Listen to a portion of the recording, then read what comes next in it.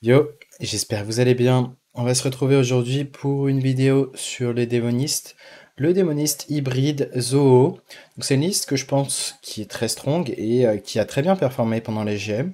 Donc à chaque fois que je voyais la liste, en fait, je voyais qu'il y avait vraiment un moyen de bien tabasser les decks lents comme Mage qui, pour le Zoo classique, est un mauvais match-up.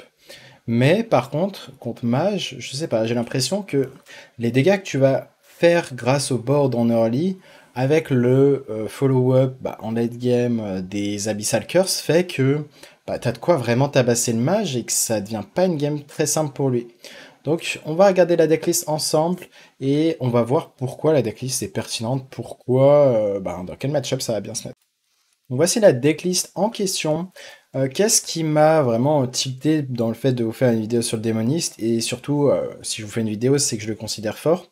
C'est, il y avait eu un match contre Blaze, un joueur donc qui était sur le point de 3-0 contre X-Blaze, mais il a mis létal, donc il n'a pas 3-0 avec démoniste, et il a perdu son match. Mais en tout cas, il a gagné 2 matchs grâce à ce deck, et il aurait dû 3-0 s'il avait mieux joué. Mais ça veut dire qu'en fait, le deck, il a concrètement battu Mage et il a également battu. Il était sur le point de battre Predket, donc Predket en soi, c'est pas un match-up simple, hein. Et il était sur le point de battre Predket s'il avait pas mis Lethal. Et il y a un autre match-up qu'il a dû battre, je pourrais plus vous dire de mémoire, mais en tout cas, il a réussi à gagner 2 fois. Et pour ce qui est d'autres match-ups qui vont me paraître fine, c'est les decks comme Druid. Tout simplement, si vous faites une bonne sortie, certes, il peut faire beaucoup d'armure en late game, mais si vous faites une sortie Zoo, vous avez vraiment de quoi tabasser, et les Abyssal Curse vont vite faire des dégâts. Donc, on verra en pratique comment ça se passe. J'attendrai d'avoir plus de games pour vraiment vous montrer comment ça se passe. Je ferai même des games en stream. Et ce qui va être pertinent, donc, c'est le package Abyssal Curse en late game. Vous avez l'early aggro, Zoo, les 3-2, les 1-3, donc c'est les meilleurs T1, avec Weak Shipment qui peut jouer également sur tour 1. On a la librairie qui va permettre de faire des gros buffs sur vos créatures et vraiment de tabasser très fort. On a la pioche qui vous permet globalement de tour 10, tour 11 d'avoir quasiment pioché tout le deck. La pioche est un sort shadow donc peut se répéter sur Tamsin, même si dans la plupart des match-ups vous allez préférer faire Tamsin, Drag Bello, dans les match-ups très lents notamment, pour vraiment mettre un maximum d'Abyssal Curse en main. Et vous pouvez également Bran et Cultiste en late game justement, quand vous avez 9 de mana, si vous avez les deux, vous faites les deux, et vous mettez 4 cartes en main adverse et ça fait énormément de dégâts. Le T5 légendaire qui va répéter le dernier sort Shadow que vous avez lancé, et ça va être pertinent si vous avez lancé la Wave ou si vous avez lancé Drag Bellow. Et l'idée c'est quoi? C'est que vous avez 4 sorts qui vous permettent concrètement de tuer vos petites 2-1. Ce qui veut dire que vous avez de quoi tuer immédiatement vos 2-1 si vous avez peur d'un silence, par exemple, ou d'un polymorphe. On a le Zakul qui va être là pour nous soigner, ça va être pertinent contre Mage notamment, qui peut nous burst beaucoup, et d'autres match-ups qui pourraient nous burst quand les curses commencent à faire beaucoup de dégâts. On pourrait même l'utiliser avec Bran si vraiment on a besoin du heal, de beaucoup de heal. On va avoir donc les sorts à 3 qui vont être des imp, qui en invoquent 4. On a les T4 qui vont invoquer 2, 3, 3. Donc ça fait 9 de stats pour 4 si vous avez une fuse de 3. Donc souvent vous avez joué ça sur 3 ou vous avez joué des serviteurs avant. Mais voilà. On a vraiment moyen de vite piocher. On a aussi le héros Tamsinassi, ça va se mettre très bien contre les decks aggro. Et le package anti-aggro est bon. Donc vous avez moyen d'être proactif en plus de faire des AOE. Donc, ce qui veut dire que contre aggro, par exemple un druide aggro va pas être content de vous croiser. On va se retrouver maintenant en game, en démoniste, en top légende. On est contre un DH. DH globalement, bon ça peut être également un voleur. Mais je vais plutôt vouloir trade ça sur un, sauf si vraiment on top deck un T1. Après, je suis en train de me demander si même c'est pas correct de ne pas garder ça. Mais je pense qu'on va le garder. On va voir ce qu'on a à côté. Mais même si on, comment dire, on va mulligan. On a vraiment envie de mulligan très souvent pour. Ok, c'est une très bonne draw au passage. On a très souvent envie de mulligan pour ces 4 T1.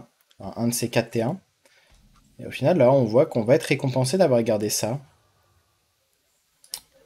Et maintenant, je pense qu'on va faire ça. Et Flamme Imp. Et derrière, on risque de faire Hero Power ça. Donc voilà, ça pouvait... En fait, cette carte était bien à keep si derrière on chopait un autre T1 ou... Voilà. Là, on a eu vraiment une sortie excellente, on a eu de la réussite sur la sortie. Et là, à tout moment, top deck librairie, pardon, et la game est déjà finie. Ok. Un coup à droite. Dommage. En vrai, c'est pas si mal. C'est pas si mal en vrai. On va value Hero Power ici. Et c'est une très bonne draw d'avoir pioché Rafam, hein. Ça a de quoi finir la game très facilement. Ce qu'on aurait aimé piocher, c'est évidemment le T4. Mais bon, vu la sortie qu'on fait, on va pas se plaindre. Donc là, il va prendre 4, il va être 17, 6, 6, 15. On va réussir à compter. 14, 13, 12. Ok, est-ce qu'on value Hero Power maintenant? Et la question c'est... Ça peut le faire peur en vrai d'avoir un brand comme ça. Donc ça me choque pas de valuer... Enfin de ne pas valuer Hero Power, juste valuer la tempo en fait. Même si, bah, il y a que ça en follow-up qu'on peut faire prochain tour. Mais on a envie qu'il y ait exactement 4 serviteurs qui meurent. Ok, il va voler Rafam. Après, s'il vole Rafam, en soi, on peut juste jouer la tempo avec ça. Le DH ne joue plus de d'AOE. Je pense pas qu'il joue l'Arcaniste à 5 de mana. Il joue juste le sort à 1, mais il en a déjà joué un.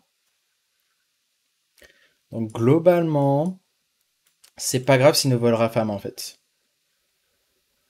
C'est bizarre dit comme ça, hein, parce que c'est quand même une des meilleures cartes du deck. Mais pour le coup, c'est pas grave. Donc je suis curieux de savoir ce qu'il va nous voler ici. Parce qu'il commence à être très bas en PV. Là, il est à 12. Il a passé à 10, 7, 6, 5 pour l'instant. Et est-ce qu'il y a un top deck qui peut nous tuer? Ouais, c'est ça, il a préféré prendre ça au final. Oh, attendez, la Queen est ready en plus. Je pense qu'on va juste jouer la Queen en tempo. En plus, on a Bran, mais c'est absolument insane. Est-ce qu'on prend l'arme? Ouais, donc au final, bon, il y a beaucoup de match-up comme ça. Bon, certes, ça peut être compliqué contre Mage, même si au final, bah, je fais confiance au fait que si on joue bien, si on optimise les Abyssal Curse en late game, bah, on a de quoi tabasser les mages. Donc, je serais curieux de faire de match-up contre Mage. Ça me dérangerait pas d'affronter Mage. Ça me dérangerait pas d'affronter Predket. Globalement, il y a tout qui me dérange pas d'affronter. Donc, pour justement, j'ai moi-même un grand échantillon sur le deck. Regvam, il y a moyen qu'il joue lui aussi DH. On va réfléchir si on a envie de garder Weak Shipment. Je pense que ça me choque pas de le garder, on va renvoyer le reste. On va faire un 3 sur 1 et double Shipment sur 2. Derrière, on va faire des Hero Power. Et on peut top deck un Flame Imp sur 3 ou même juste Friendly Circle. Ou juste top deck un Imp. Ouais, c'est bien un DH. DH, en fait, je vais attendre de faire des games avant de potentiellement vous présenter le deck. Le deck semble avoir du power level vu qu'il y a des top légendes faits avec. Mais j'attends de faire mon propre échantillon ou de vraiment explorer quels sont les bons match-ups du deck avant de vous le présenter. Et dans quel méta ça va être pertinent de jouer le DH. Donc là, on a une très bonne sortie, hein. Ça tabasse énormément. Juste les listes 40 cartes sont susceptibles de jouer le T5 qui fait une AOE. Ça peut être le seul truc dérangeant. La question de est-ce qu'on va Bran ou pas? Je sais pas s'il joue l'AOE, s'il joue ce genre de carte. Hum, Qu'est-ce qu'on pense de Valio Hero Power? Je pense qu'on va pièce piocher, hein. Ça me paraît trop fort de piocher beaucoup ici. Certes, on va pas pièce Rafa, mais c'est pas grave. On n'a pas envie de prendre de trade, hein. Derrière, on peut faire ça, ça, ça, et un buff. Donc l'avantage, c'est qu'on devrait avoir une suffisamment grosse créature, et encore, c'est pas sûr. Ok, c'est dommage de l'avoir pioché que maintenant, celle-là. Euh, hmm.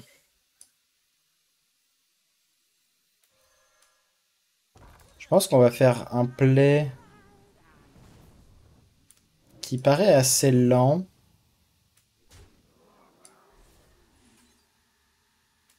On s'en fiche de rentrer un de plus. Mais j'ai envie de tuer cette toxicité parce que ça se met trop mal sur les trades. On va jamais jouer ça vu que ça se met trop mal. On aurait pu jouer ça à la place de cette carte, mais ça fait un +1/+1 sur ça, j'aime beaucoup. Ok, il va full clear ici. Est-ce que ça du coup va Synfuse? Yep, ça va Synfuse et ça va faire beaucoup de créatures. En fait, vous voyez que même si votre board se fait gérer et que vous avez cette carte en main, tu vas rifier le board de manière très facile. Et là, oh, on a une autre librairie en plus. On va faire ça. On voit qu'il est déjà à 25 PV, hein. Je vous parlais de rentrer des dégâts grâce au board. Il est déjà à 25. On a un gros board menaçant.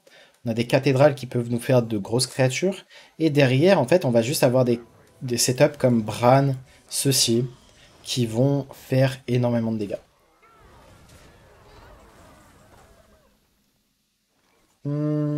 La question c'est, est-ce qu'on tue ces créatures ou pas, quoi? On va réinvoquer 4 créas, donc. On va faire un trade en premier. Et je pense qu'on va accepter que cette 6-1 reste en V. En partant du principe qu'il n'est pas une quantité grande de burst pour nous tuer maintenant. Ça me paraît peu probable. Je pense qu'il veut faire la OE, c'est ça. Il joue la OE, c'est pas sûr qu'il touche quelque chose qui coûte 5 ou plus. Enfin, plus de 5 pour tuer ça aussi. Quand j'ai vu justement Blaze jouer le deck, il jouait ce DH. Et sur le sort à 5, bah, un coup, il avait touché que des T3, et ce qui était horrible. Il a perdu juste comme ça contre bah, un deck aggro. Et là, on se rapproche déjà de...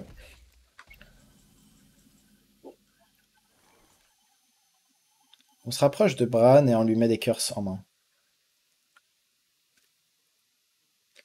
On va réfléchir, mais je pense qu'on aime bien ici faire ça et piocher.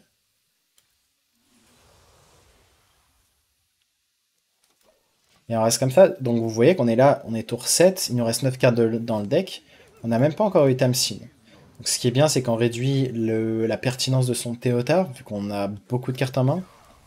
Ok, il a rien du tout touché de bien. Et ouais, les DH, je pense pas que vous affrontez beaucoup de DH, hein, mais si jamais vous en affrontez, vraiment vous les détruisez, hein, c'est trop fort. On est contre un druide, bon, je serais curieux d'affronter le deck aggro. Si c'est un aggro, évidemment, on aurait envie de garder ça, mais on peut pas mulligan pour un deck aggro, sachant que le druide 40 cartes est également un des meilleurs decks du jeu. Donc on va vraiment full mulligan pour avoir un des 6 T1 jouables. Celui-là en fait partie.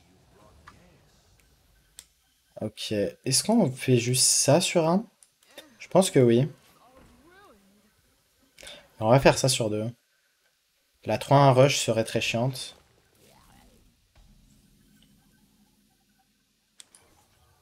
Est-ce qu'on prend des trades ici?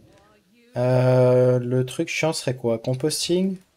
On accepte, hein. Si son tour 2 c'est composting. Si c'est composting, il n'a pas le kill sur la 3-3. Ok, ça nous va au final qu'il fasse un value trade comme ça.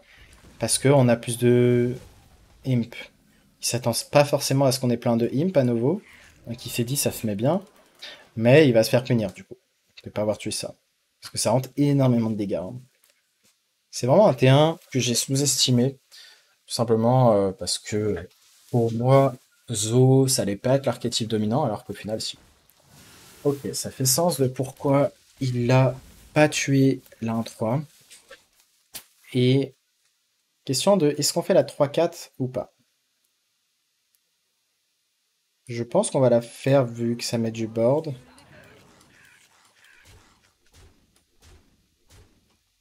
Et c'est tout. On va garder ça, hein. Au passage, je regarde le T5 invoque de 1 shad et gagne la copie du last spell shadow que vous avez lancé. Donc il n'y avait pas besoin que cette carte soit dans votre main, hein. C'est juste le dernier sort shadow. Imaginons qu'on lance ça et derrière on pioche ce T6, ben ça marche. Est-ce qu'on a envie de curver encore? Ça me choquerait pas de curver Comme ça, on le force à réagir, parce que sinon le board n'est pas assez menaçant. Ça, on préfère largement le garder avec une librairie, ou simplement avec la pioche. À tout moment, on top deck la pioche et on refait une pleine main. Là, on le force à le faire le sort à 7 s'il l'a. Encore, c'est un deck 40 cartes, c'est pas garanti qu'il l'ait. Sachant qu'il a fait une sortie rampe, il a eu le silence, le petit early. Il a l'air de l'avoir. Bon, la curve est présente à côté druide. Ce qui nous a manqué, c'est vraiment la librairie pour tabasser les premiers tours. Là, du coup, peut-être qu'on va manquer d'un peu de dégâts grâce aux Abyssal Curse. Déjà, on manque de pioche, là. On manque également de Rafam, parce que là, dans ce spot, on fait Rafam, la game est complètement pliée. On va Hero Power first. Et là, on voit qu'on a 4 cartes mortes. Ce qui veut dire que, bah, il y a de grandes chances que on soit... Là, on est très derrière, pour l'instant. Alors que dans le deck, on a vraiment double librairie, double pioche à 2, double T4, qui remettait un gros board. Ça fait 6 cartes. Et Rafam, ça fait 7 cartes insane à avoir, globalement, pour remettre du board. Ou juste piocher.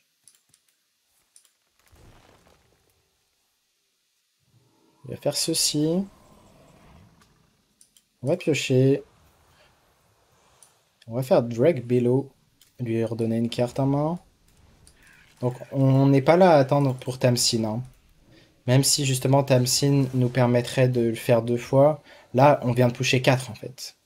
On est en faceplay. Et Druid, bah, il doit à la fois mettre du board. Il n'a pas encore le timing, on va dire, pour gagner de l'armure. Parce qu'il faut un gros serviteur à cibler. Évidemment, bon, s'il y a Denatrius, on ne bat pas Denatrius, hein, ça finit la game. Ça dépend de comment il est boosté, mais vu le nombre de serviteurs qui sont morts, bah, il va être très fine, quoi. En plus, ouais, surtout avec le deuxième sort à 7. On va Hero Power et Abyssal Wave, je pense. Dans tous les cas, on n'a pas d'autre choix, hein. Il prend 4 et derrière, s'il y a une cible sur le board, et il risque d'y en avoir une, il y a de grandes chances, on va pouvoir le faire 2 fois. Donc voilà, on en parlait, il l'a. Oh, c'est un bon top deck, ça, le passage. Est-ce qu'on Hero Power?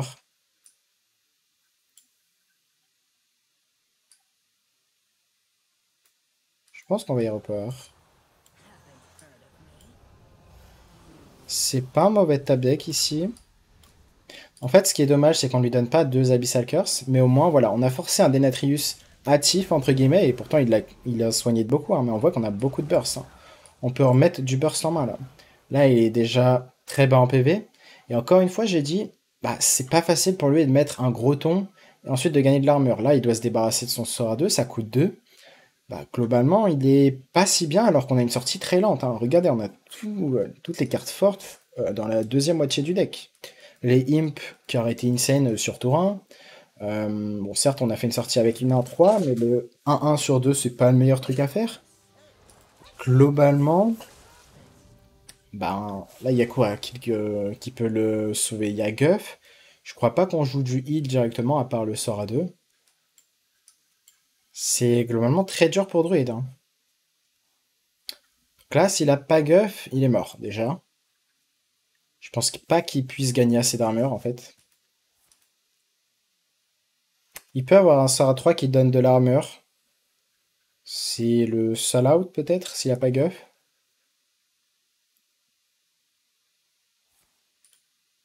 Ok, il peut gagner de l'armure sur ça, peut-être. Ok, et il a eu de quoi mettre un taunt, et en plus, il a aéro un héros. Il a réussi peut-être le 15% d'avoir, même pas, d'avoir ce sort. Est-ce qu'on échange ça? C'est la question.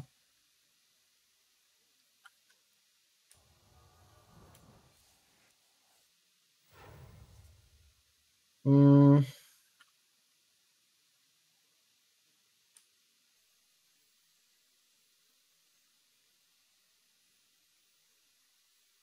je pense qu'on va faire ça et ça. C'est chiant, hein, vraiment, la sortie fait qu'on n'a pas agressé, du coup on est sensible à s'il gagne de l'armure. Là on est déjà très bas en PV. On a dû affronter Denatrius. Bon, après, on voit qu'il est bas en PV en soi. Donc là, qu'est-ce qu'il faudrait? C'est un moyen de tuer l'anneau de 1. Pour l'instant, elle réinvoque Abyssal Wave. Donc pour l'instant, qu'est-ce qu'on a comme moyen de tuer l'autre 2-1 qu'on va avoir sur le board? Grimoire of Sacrifice. Là déjà, il est obligé de se débarrasser de ses sorts à 2, ils font tellement de dégâts. 7-8. Derrière, ça veut dire qu'il fait pas un gros tour s'il a que 6 de mana. Est-ce qu'il va prendre le trade? Non, parce qu'il a ça. On a des top decks. On a des top decks. On a...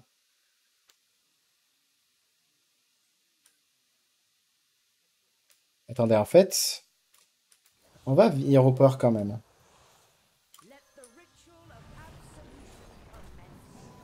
On va tuer ça, ça va répéter Abyssal Wave.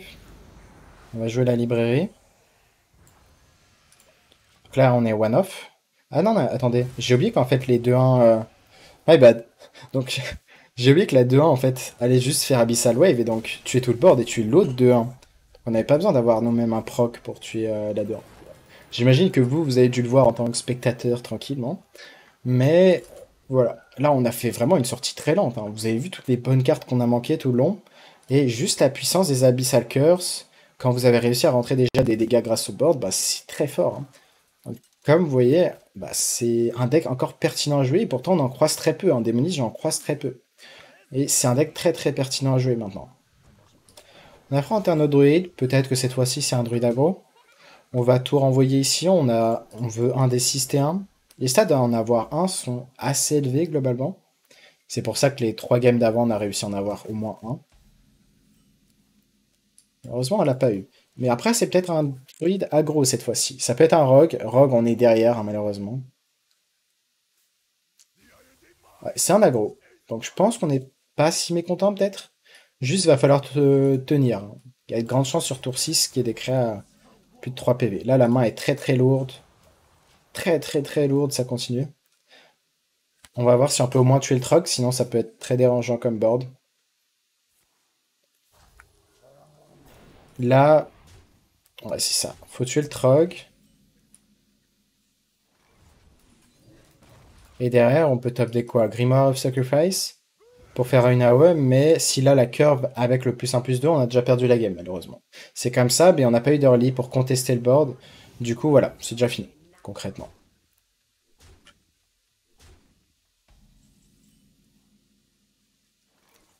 Est-ce qu'on joue ça? Je pense qu'on va le faire. Je suis en train de réfléchir s'il y a un out ou pas. Et je pense pas qu'il y en ait.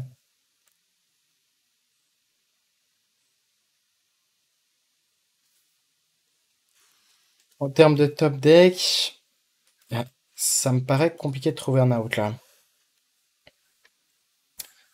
Faudrait qu'il fasse un tour mou pour juste rester dans cette game. Ça, je pense pas que ça soigne assez. En fait, on aimerait qu'il prenne les trades limite. Ah, bon, il y a une carte parfaite pour prendre les trades ici. Et push, du coup, il va push 16, 13, 10, 8. Il nous met à 8. Donc c'est vraiment le genre de sortie. Bon, vous voyez qu'on a pioché absolument tout le late game. Il manque Rafan, mais c'est bon, on a tout le late game. Et 3, 2, 4, 6, 7, 8, 9. On est mort on board. On va piocher pour voir ce qu'on aurait eu. Et ouais. Donc là, on va dire que cette game est loin d'être représentative dans la mesure où c'est ce genre de sortie va arriver peut-être une game sur 20, même pas. Encore vraiment que ce soit aussi horrible, pas d'early jouable, c'est peut-être une game sur 50. Parce que là, vraiment... Mais c'est dommage du coup. On espère en croiser un autre au pire de Druid aggro pour avoir un plus gros échantillon. Entre guillemets, une sortie normale contre Druid. Mais je pense qu'on est bien devant.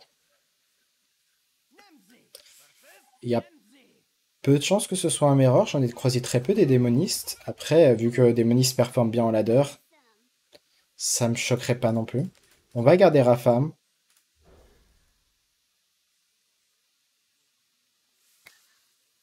Rafam, on risque de faire pièce ça, moins de top deck, quelque chose comme librairie. Ouais, c'est bien un rogue. La pire réduction pour nous, ça serait le Shroud. Et derrière, il joue Gnoll et il tue la 1-3. On risque très fortement de pièce Circle, si cet 1-3 reste en vie.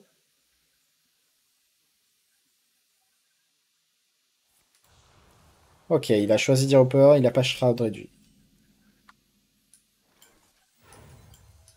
Ça permet d'entrer beaucoup de dégâts. Derrière, si je joue un Gnoll, il se suicide dans la 5-3, donc ça se met bien pour nous.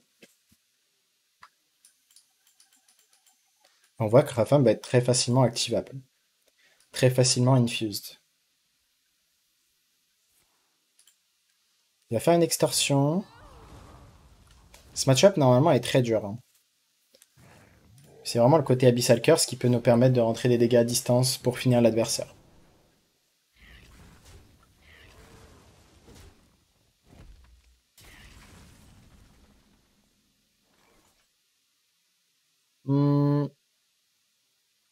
On va juste jouer ça une curve, hein.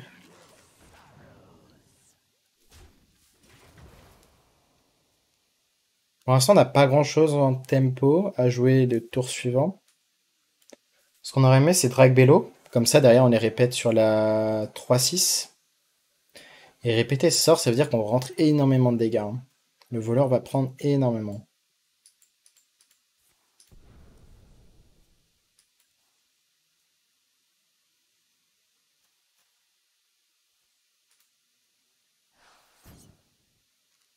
Est-ce qu'il va Shadow Step Sacrea? Je pense pas qu'il ait besoin. On voit que lui est improved. Malheureusement, on reblanque un petit peu les draws, hein. Ouais. Je pense qu'on n'a pas le choix de faire cette pioche pour 2 de mana. Là, on a manqué de quoi? En vrai, on a beaucoup de cartes jouables, hein, dans ce genre de spot. Les sorts à 3, la 3-4 numéro 2, les T4, le deuxième sort à 3, les sorts à 1, les imps, enfin, beaucoup de cartes en fait. Bon, pour l'instant, c'est deux games un petit peu le rôle en termes de sortie. On a eu des bonnes sorties les premières games, ça s'équilibre un peu, mais là, c'est vraiment beaucoup de cartes mortes. Un peu plus que l'average.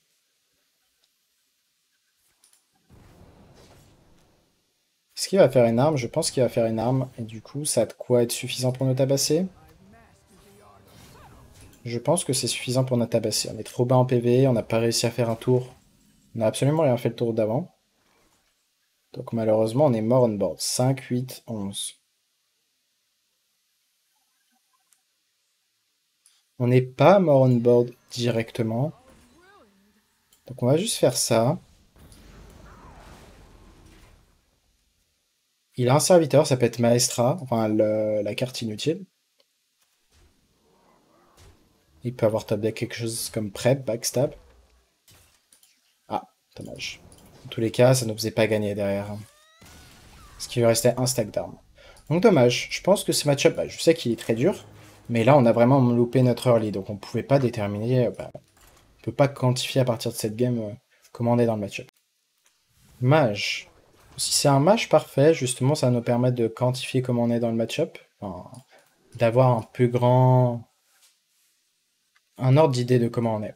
On pourrait considérer ça en se disant que la pioche c'est bien contre mage, mais j'ai vraiment envie de favoriser la tempo. Et ensuite, on gardera la pioche, enfin, on obtiendra la pioche de manière naturelle plus tard. Ça, voilà, si vous avez deux imps, on va réfléchir si on a envie de pièce, le sera maintenant ou pas. Si on le fait, du coup, on va lui lire au power le tour suivant. Ça me va. Si l'adversaire fait un ping sur le tour 2, je pense qu'on est très content. Il n'y a pas grand chose à faire sur Dune, généralement pour mage. Un deuxième sort à 1. Est-ce qu'on préfère le faire ou value le Hero Power? Je pense qu'on va le faire. Et on risque de faire ça sur 3 et espérer top deck un autre T1 jouable. En fait, pourquoi on le fait maintenant? Pourquoi ce serait une erreur d'Hero Power into Hero Power ou faire ça et le sort? Parce que tour 4, il a accès à l'apprenti 3-5, qui ferait 1 à tout le monde. Donc ça claire facilement le board. Et là, on est vraiment dans l'idée de tabasser le mage grâce au board. Il est déjà à 25 et on a un board très menaçant. Il ne devrait pas pouvoir tuer cette 4-3. Et derrière, les Abyssal Curse vont faire beaucoup de dégâts. Ok, c'est un rogue.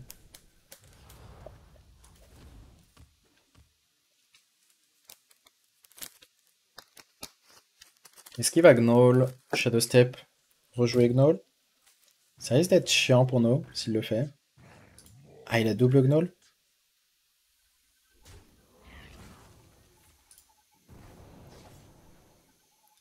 Ok, c'est très chiant. C'est dommage de piocher ça un peu tard.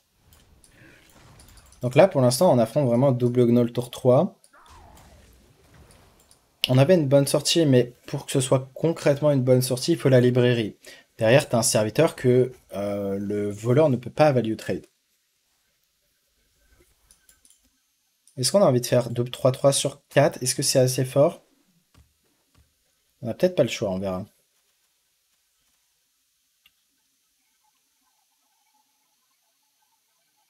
En fait, il a l'air pauvre en ressources pour l'instant. Donc peut-être sur un plan de jeu un peu plus lent, avec les AOE, on peut gagner. Il va choisir de soigner sa créa. Je vais value au Hero Power, c'est peut-être une grosse erreur ici. Parce qu'on va prendre 6.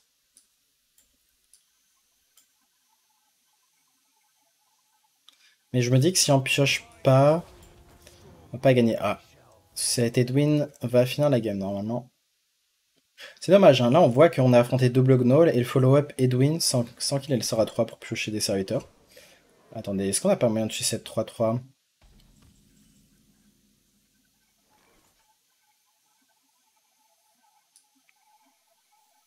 Ça va être intéressant comme choix. Je pense qu'on va juste faire ça, on va le faire maintenant. On espère qu'il n'y ait pas de Shadow Step, hein. Sur Shadow Step on perd. Bon, il a top deck, dommage. Dommage, sans ce top deck on voit que ça ne joue à pas grand chose, donc pareil, cette game je sais pas si elle est pertinente pour déterminer comment est le match-up. Bon, certes, le voleur peut souvent avoir Edwin, mais je sais pas.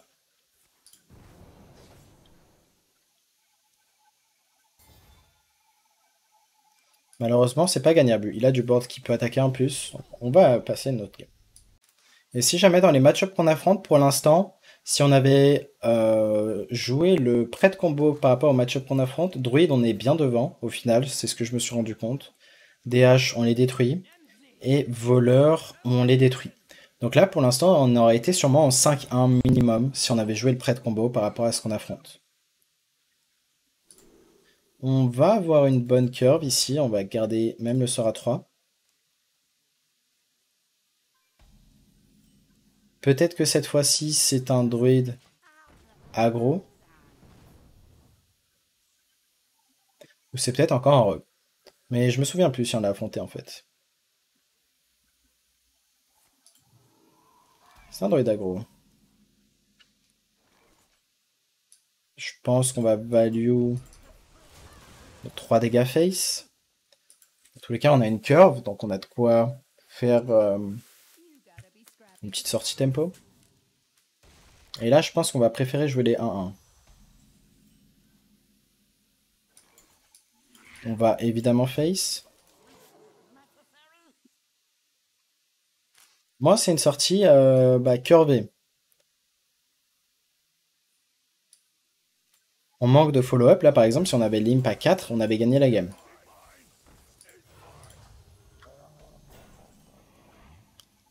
Ok, on peut gagner la game sur Grimoire of Sacrifice. On en joue 2. Et on en a touché un. Donc voilà, vous voyez la force du Grimoire. Et comme vous piochez tellement que, au final, c'est très fréquent de le toucher. Sauf que Druid, token, il fait rien sans board. Surtout qu'on a des AOE à partir du tour 6. Donc c'est à lui d'être proactif, vraiment. Je pense qu'on va juste Zakul.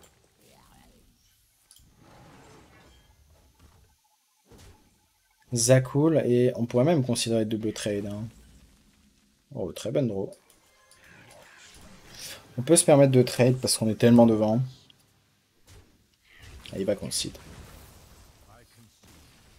Ouais, c'est bien ce que je pensais. Un druide aggro avec une vraie sortie, on le détruit bien.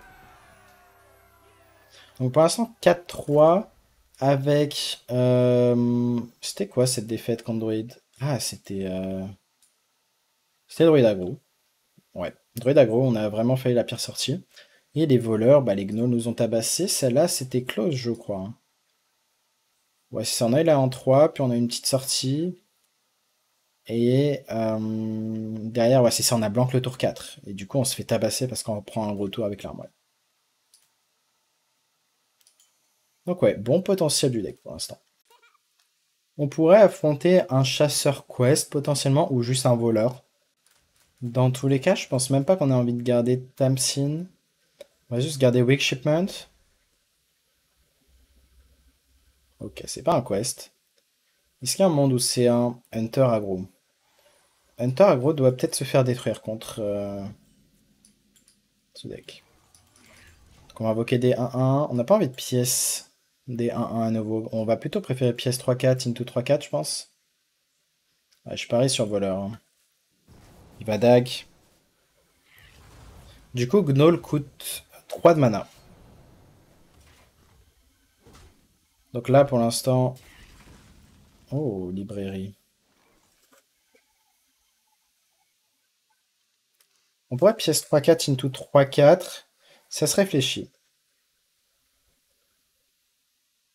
Ça sera pas des assez gros serviteurs, ça. On va le faire.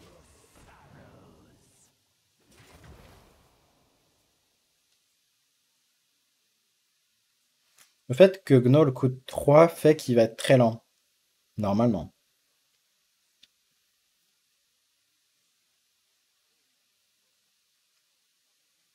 Mais ouais, de mémoire, j'avais pas perdu une seule fois un côté voleur, hein. Après, c'était pas la même zoo. C'était juste zoo basé uniquement sur le bord.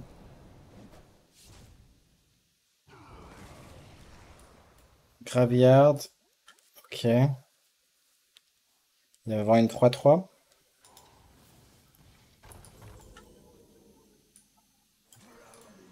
On va jouer ça, derrière on va jouer ça. Et derrière on peut jouer ça, ça, ça par exemple. Il n'y a pas le trade on board, c'est un bon point. Le fait qu'il puisse pas jouer des gnolls pour pas cher, les Shadow Step les rejouer, ça lui enlève vraiment une grosse ressource. Une grosse ressource anti-agression. Il va tenter de découvrir un sort, ça va au passage réduire le coût d'un gnoll de 1, vu qu'il ajoute un sort d'une autre classe.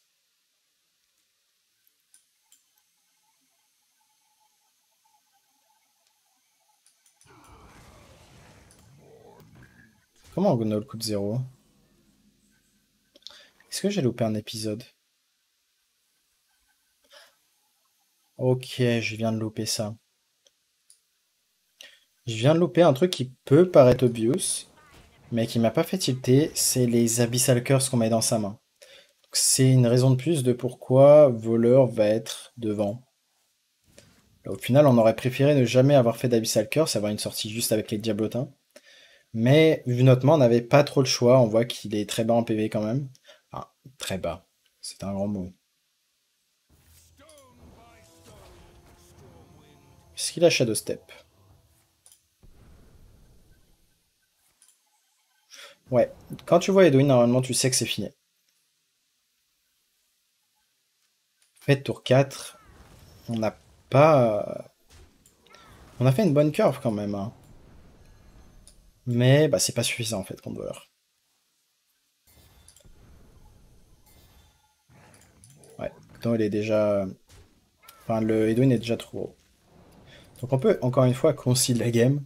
Donc on part du principe que voleur est un horrible match-up. Donc si vous affrontez que des voleurs, je vous conseille de jouer soit prêt de combo, soit le prochain match que je vais présenter. Mage s'en sort vraiment bien contre voleur. Mais voilà, prêt de combo, ça va être très très fort contre le zoo, enfin le voleur si vous en affrontez beaucoup, mais pas le zoo. Un autre chasseur théorique, moi je parierais plutôt sur un voleur, encore une fois. On va juste garder la curve T1, T2. Ça peut être un Unquest. J'y crois peu. Donc là, pour l'instant, là, dans tous les match-ups qu'on affronte pour l'instant, on se régalerait en prête combo. J'ai réussi à faire une série de 12 victoires, et là, typiquement, c'était le setup parfait pour faire une grosse série de victoires. Donc on va faire ça maintenant. Donc, bien sûr, il a un trade gratuit avec le Gnoll. Le Gnoll coûte 2 de mana, vu qu'il a eu l'échangeable sur 1. On n'a pas le choix de faire ce play. Ah, les Gnolls coûtent 0. Et la partie est malheureusement déjà perdue sur tour 2. Est-ce qu'il va le rejouer? Je suis curieux.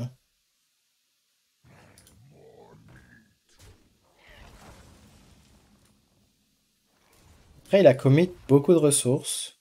On tue un des Gnolls. Ça va dépendre de s'il a Edwin en fait. Donc ouais, Edwin est tellement fort que si elle est là, tu peux juste pas le battre.